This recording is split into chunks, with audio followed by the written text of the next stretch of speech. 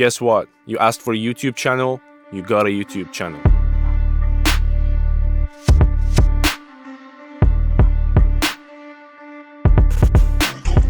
To kick things off, we're going to be talking low end, the relationship between your kick and bass. I'm going to show you 3 different methods of sidechaining, show you a quick example of good sound selection and bad sound selection. At the end, I'm going to share a technique that I've learned from Jaycen Joshua and I've been using for the past year that helped me get great sounding low end that's tight but also wide when I want to. I'm going to be demonstrating this in FL Studio using a kick and 808, but try not to focus on the sound selection and the genre, instead focus on the concepts that I'm talking about, because I applied the same techniques to my EDM and pop productions as well. If you want to support the channel and show some love, you're one click of a button away, you know what to do. Let's go. First and foremost, before we get started with the different methods of sidechaining, let me clear out something that you might have heard before from other people, or you may have experienced it yourself during your production. It's super important that during your sound selection, you pay attention to your kick and your bass sound, whether it's an 808 or a synth bass. You should pay attention and see if they're already fighting with each other in ways that you will have to go in and surgically do stuff and make things happen to resolve this fight. If yes, then from the beginning, change your sound selection. If your production is revolving around that particular bass or 808, then make sure you choose a kick that goes with that. And if the kick sound is what you want to keep, make sure you choose a bass sound or an 808 that fits the kick. I'm going to show you a quick example of a kick that's working already well with the 808 without me applying any effects, with just a normal volume balance, and a kick that in the same situation you can hear it fighting and it won't work. Listen to the relationship between these two. And now if I change the kick to this,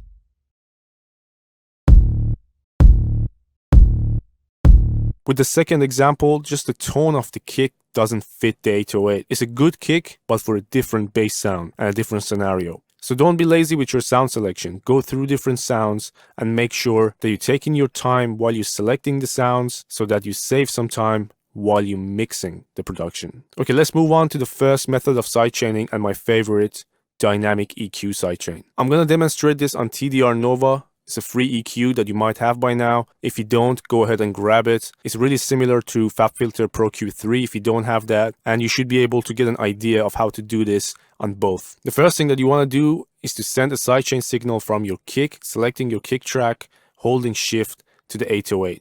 I'm holding shift and pressing on the arrow below the 808 channel. Now inside your EQ plugin, go to the wrench icon, second tab, processing, right click on sidechain and choose your kick. Sometimes this button may be off, turn it on if that's the case.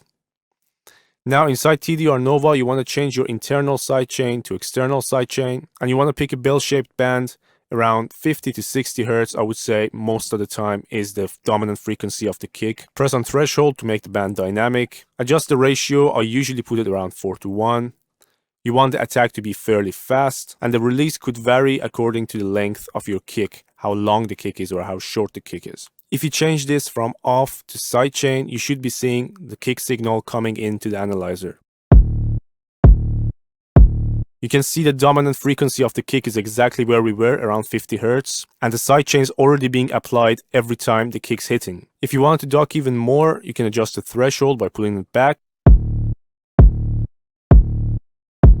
You can refine the Q by making it narrower and focusing on that particular frequency if that's the case. And you could even create another band and do the same process to maybe take out some frequencies in the low mid if that's what you want. So that's the overall concept of dynamic EQ sidechaining for the low end, which I use literally every time in every single production or mix. However, if you do have a plugin like Soothe, you could also do it with this, and a lot of people have been saying that they're getting better results with this. I've tried it, it's really similar, but I do like the control that Soothe gives you. So because this is really similar to dynamic EQ sidechain, it's basically the same thing, I'm going to show you on Soothe as well. All you have to do is to do the same process with routing your sidechain inside this plugin as well. Make sure you turn the sidechain on inside Soothe right here. And I'm only using the low cut band and the high cut band. I make it really narrow to around, let's say 200 max or even 150 Hertz. I put the depth all the way up. The attack is on the fastest. The release here is really important, and you will hear differences as I play it and play with the release.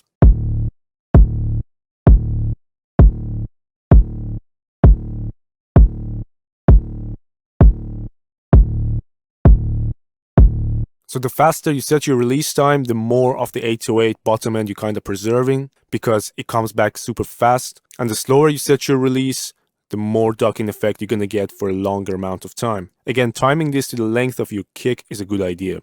Also, you can press on delta to hear what's being taken out. With just this one sidechain, we're saving around 1 dB of headroom every time the kick and 808 are hitting together. Pay attention to the meter on the side.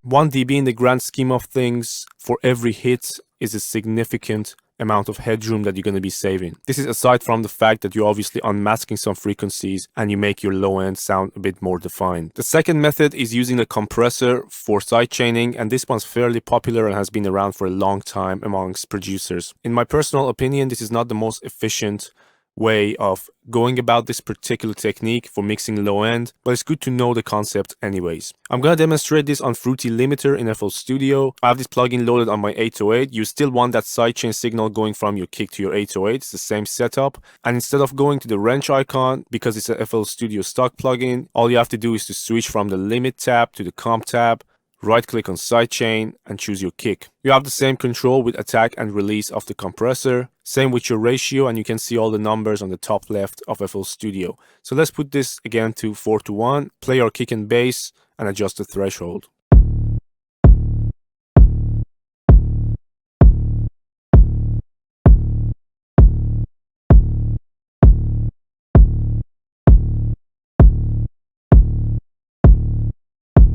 So as you can see, every time the kick's hitting, we're getting some amount of reduction on our 808. And the reason I don't think this is an efficient method is because it's compressing the 808 itself as a whole every time the kick hits and not the problematic frequencies. But the concept is as simple as you just seen. You could do this with any other compressor that has a sidechain ability. Fab Filter compressor does, and a lot of free compressors also offer this possibility.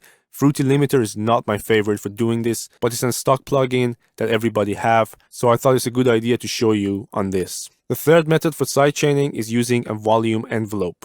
There are a lot of plugins that you can do this technique with. My favorite is Shaperbox. In FL Studio, you can actually do it with Fruity Peak Controller and Fruity Balance as well. I'm going to demonstrate this in Shaperbox because you can actually see the length of your kick visually, and it's super handy to set your release times for your other methods as well. Inside Shaperbox, you want to go ahead to the wrench icon again, processing tab, turn the sidechain on and set it to your kick. And in the main tab, I press on sidechain under volume, delete all the dots by double clicking on them. And now if you go to audio and press on this icon, this is the external sidechain enabler.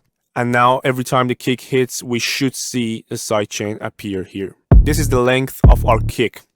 I want to reduce my 808 for around 2 dBs for the length of the kick. That's my personal favorite spot. So I create the shape and I make sure it comes back when we're done. If you want it to come back smoothly, design it that way. If you want it to come back aggressively, that's up to you. You have control over the smoothness of the whole thing around here as well.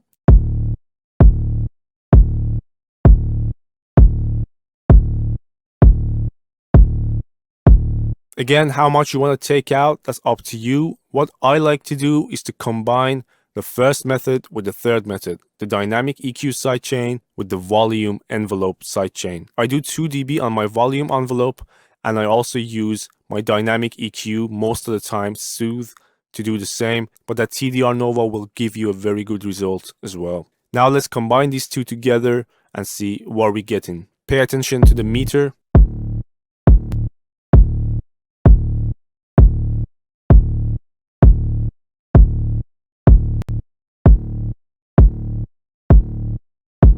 So without any actual compression or processing on the 808 or kick themselves, we're saving around 1 dB and a half. And if you exaggerate it, you could get up to 2 dBs of headroom with just sidechaining and choosing the right samples.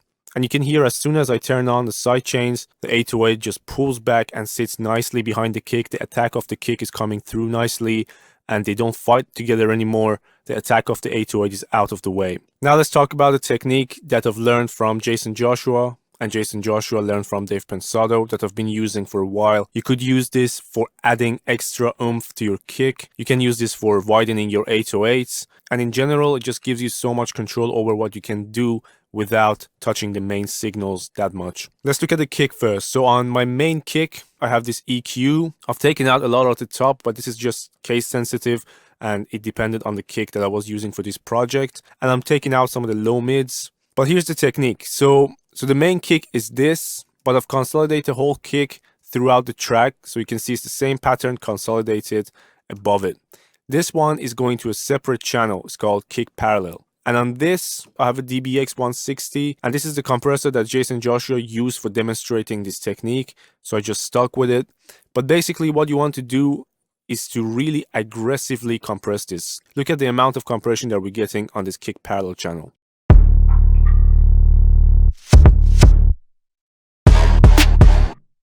So around 20 dB of compression on this kick, and then I'm going into a Pultec emulation EQ. This is the TubeTech version, but T-Rex has one, Waves has one, and a bunch of other companies have emulated the Pultec EQ, so use the one that you've got. I think Logic has its own vintage EQs collection as stock plugins, and one of them is Pultec. The reason to use this Pultec EQ for this technique is because of that unique curve that you get when you boost and cut the same frequency at the same time. I have my bandwidth fairly broad, low frequency is set on 60, I'm boosting a lot and I'm cutting a little, and I'm doing the exact opposite for the high frequency. So the attack of my kick was around 3K. Usually you want to take out 8 or 10K, unless you have a specific kick like mine, which I found the main click of my kick was around 3K. So the idea is that you take out the main click and the top endy part of the kick completely out of the parallel channel, and you only keep that subby part of the kick that you just boosted a whole ton and blended in under the original kick. As you can see, I attenuated it by 10 dB, which is the maximum, and I haven't boosted anything. So let's hear the kick with and without the parallel kick under it. This is without, and this is with. It's like super subtle, but I can hear that little bit more sub out of the kick. And the more you push this, the more of that you're gonna get. So push it until it's satisfactory to your ears, but don't overuse the parallel channel. For this project, this is all I have on my kick. And to be honest, most of the time, I don't do much to my kick because these kicks are all processed. These samples that you use are processed, they're compressed. And unless you want to just tailor it to your project, which is what I'm doing for this one, you don't need to do much if you chose the right sample. Now let's go through the 808. Again, I'm duplicating it. As you can see, we have 808 sub and 808 top. And literally for this one, because it's a MIDI 808, I have this sample, it's a decap 808.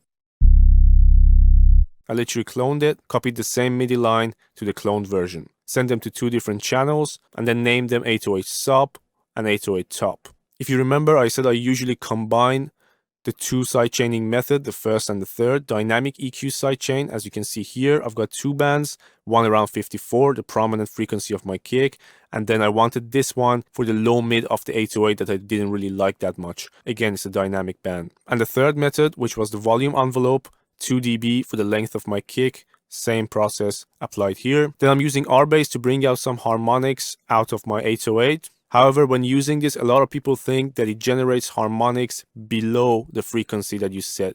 It's not that way. It creates harmonics above the crossover point that you choose. So in this case, I set it to 72, and I'm getting everything above 72 Hertz that R-Bass is going to generate. And the more I push my intensity, the more of that I'm going to get. I settle for this amount, and I'm taking out around 0.0 dB of gain to gain match. Then I'm going to a different emulation of Pultec, Waves one, and you can see it's a similar setup. Broadband, 60 Hertz, big boost, little cut, taking out all the attack of 3K band. But the key to this technique, and the reason I separated 808 sub and top, is this. I'm filtering out everything above 330 Hertz on this one, and I'm doing the exact opposite on my 808 top channel. So everything below 330 is being cut out. So now that you've separated your sub and top, you can actually apply some widening effect on the top channel. And I'm using PS22 for that, Pensado mono to white preset. So this is just a sub channel.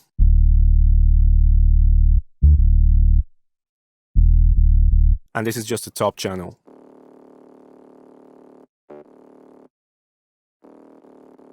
together.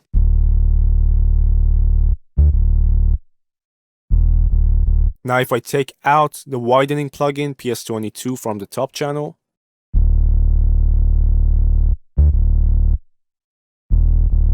so you can just hear the top channel go a lot wider when I put it in. You could of course use Pancake, which is also a widening plugin and is free and is super cool. It gives you the same-ish results. To quickly recap, you want to duplicate your kick and 808. For your kick channel, you use it as a parallel channel, heavily compress it, and you add a lot of sub to it, blend it in. For the 808 channel, you separate the sub from the top, and you can widen the top if that's the sound that you want. Alright guys, thank you so much for watching. I hope that you enjoyed the video and you found it helpful. One last thing I want to mention is that I do a lot of my processing on my buses and on my parallel chains. So if you haven't seen me apply any saturation or compression, that's because I do it on my buses instead. And I recommend that you utilize parallel processing and bus processing more often in your productions too. If you do want to see a video on how I do my bus processing and parallel processing, make sure you drop a comment and I will try to make one as soon as possible. First one in the bag. See you in the next one.